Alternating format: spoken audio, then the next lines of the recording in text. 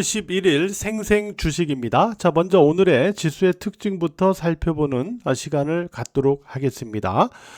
자, 먼저 보시면은 어떤 부분이 일단 있냐면요.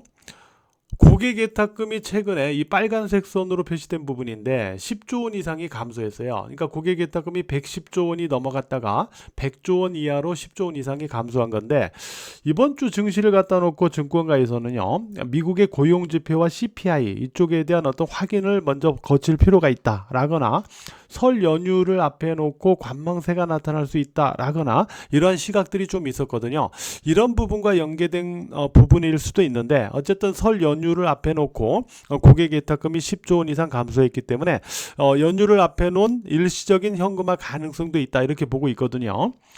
따라서 설 연휴 이후에 고객 예탁금이 다시 또 증가하는지를 우리가 확인해 볼 필요가 있습니다. 만약에 설 연휴 이후에 고객 예탁금이 다시 110조 원을 넘어간다거나 이러면 보다 강력하게 증시로에 자금이 유입될 가능성이 있거든요. 유동성이. 그래서 설 연휴 이후에 다시 고객 예탁금이 증가하는지 여부가 굉장히 중요하기 때문에 이 부분을 우리가 확인해 봐야 되겠고요. 그리고 오늘의 수급을 보면은 오늘 코스피 지수의 반등은 사실 기관의 매수가 견인을 했었어요. 장 초반권에는 외국인이 순매도를 보였거든요. 그러다가 장중 이후로 외국인도 순매수로 전환되면서 결국 8,600억 원 순매수로 끝나서 외국인과 기관이 쌍끌이 매수하는 그런 모습이었어요. 반면에 이제 개인이 1조 7천억 원 이상을 순매도하는 그런 모습을 보여줬죠. 자, 이런 가운데 코스피 지수 오늘 상승권 흐름을 5일 이평선 위에서 유지하는 그런 모습을 보여줬거든요.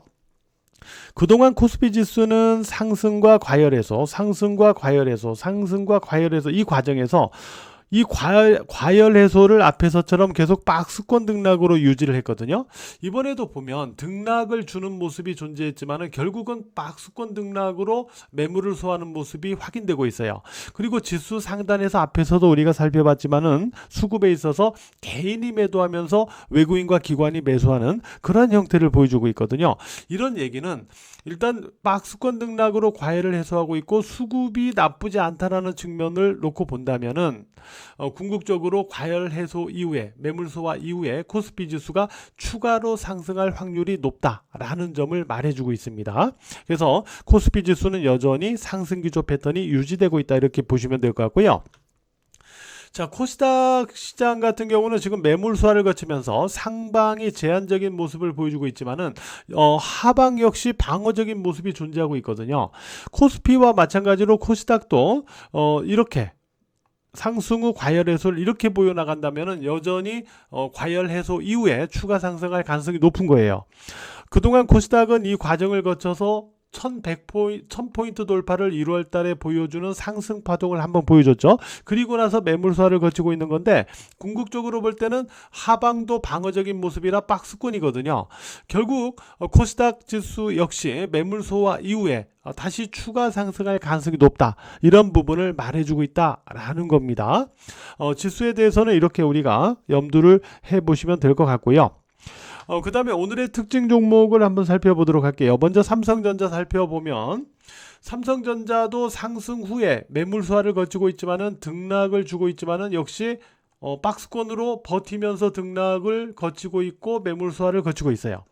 삼성전자 같은 경우는 차세대 가속기와 함께 HBM4를 3월에 공개할 가능성이 높습니다. 이런 가운데 엔비디아 향해 HBM4의 양산 출하가 빠르면 2월 말에 가능하다라는 얘기가 나왔죠.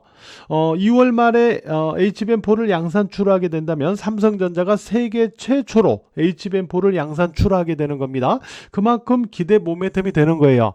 이를 기반으로 삼성전자 주가가 버티고 있는 거고요.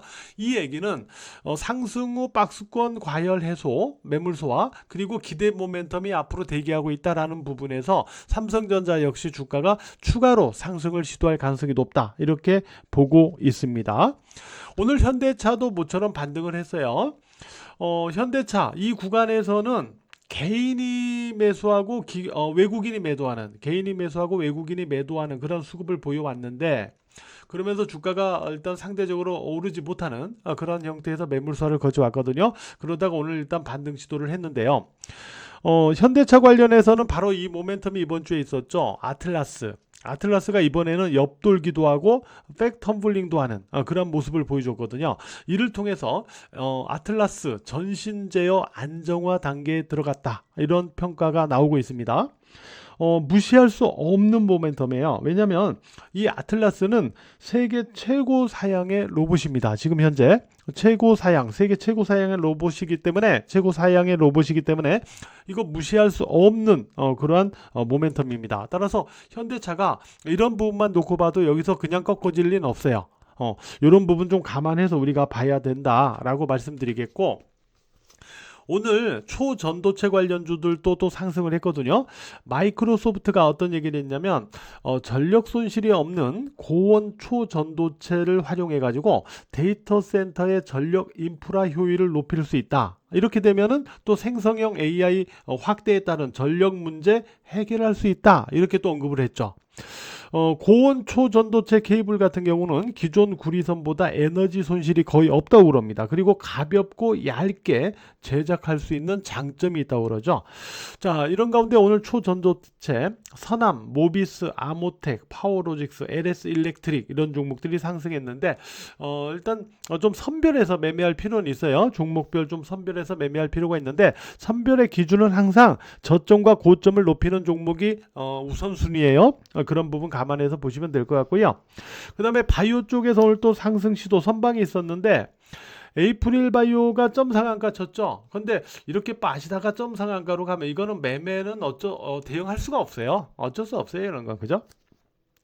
아무튼 에이프릴 바이오가 올라가면서 일단 바이오 쪽에서 뭐 분위기가 조금 살아났었는데, 에이프릴 바이오의 파트너사인 에보뮨이 아토피 치료제 임상 정기 이상에 성공했다, 이 얘기가 나오면서 에이프릴 바이오가 점상한가 친 건데, 임상 정기 이상에 성공했다는 소리는 뭐냐면 기술 수출 가능 단계에 접어들었다, 이 얘기예요. 그러니까 우리가 임상 단계를 볼 때 일단 전임상이 있죠.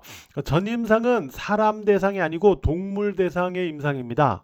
그리고 임상 1상이 있죠. 임상 1상은 환자 치료 개념보다는, 효과 개념보다는 부작용이 있는지 없는지 이걸 테스트하는 거예요. 그러니까 실질적으로 환자의 치료 효과가 있는지를 테스트하는 거는 2상부터입니다. 2상, 1상, 2상도 전기, 후기 이렇게 나뉘는데, 전기, 후기 이렇게 나뉘는데, 요 전기의 임상에 성공했다는 소리예요. 그러니까 여기서부터는 환자 대상이니까 여기서 성공할 때부터는 기술 수출이 그만큼 더 가능성이 높아졌다는 얘기죠. 그래서 그렇게 우리가 보면 될 것 같고, 이런 부분 때문에 에이프릴 바이오가 점상한 것 같다, 이렇게 보시면 될 것 같고요. 그 다음에 원자력 관련주들이 오늘 상승세를 보였는데, 우리 기술이 상한가 쳤죠. 최근에 한미 외교장관 회담이 있었는데 미국 측에서 한국의 원전 협력에 대해서 강력하게 요구한 것으로 알려지고 있죠. 바로 이러한 기대감을 바탕으로 우리 기술, 한전산업, 보성파워텍, 오르비텍, 한신기계, 우진 이와 같은 원전 관련주들이 상승했는데, 이쪽은 미국 쪽에 대한 기대감이 워낙 크다 보니까 쉽게 꺾어지진 않을 것 같습니다. 좀 더 상승 기조가 유지되지 않을까, 이렇게 좀 생각을 하고 있어요. 자, 이런 가운데 실적 개선 기대감 등을 바탕으로 BGF 리테일 같은 종목들, 즉 편의점 관련주들이 오늘 상승하는 그런 모습도 보여줬네요. 구독과 좋아요 감사드리고요. 아직 장에 대한 걱정보다는 기대감이 더 높은 상황입니다. 여전히 자신감을 유지하시면서 매매에 임하셨으면 좋겠어요. 자, 오늘도 매매하시느라고 모두 고생 많으셨습니다.